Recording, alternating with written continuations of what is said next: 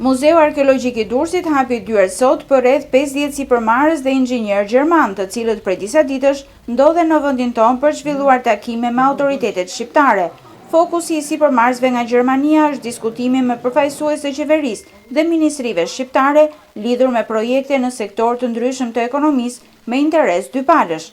Pas bisedimeve të gjata zyrtare me autoritetet, vizita në Muzeun Arkeologjik ishte për shumë prej tyre një moment relaksi, gjatë të cilit ata mund të mësonin më shumë për historinë antike dhe të njiheshin me të gjithë potencialin e trashëgimisë kulturore të qytetit 3000 vjeçar.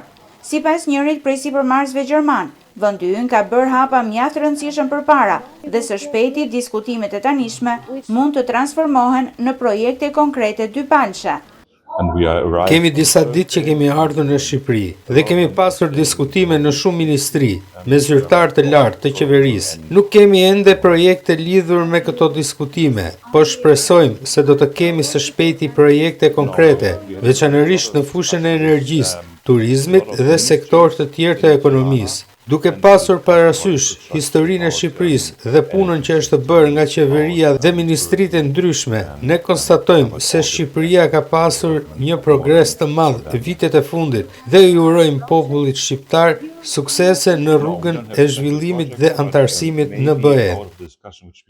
Muzeu Arkeologjik i Durrësit u hap më herët gjatë javës dhe sipas autoriteteve, 2 javët e para vizitat në të do të jenë falas.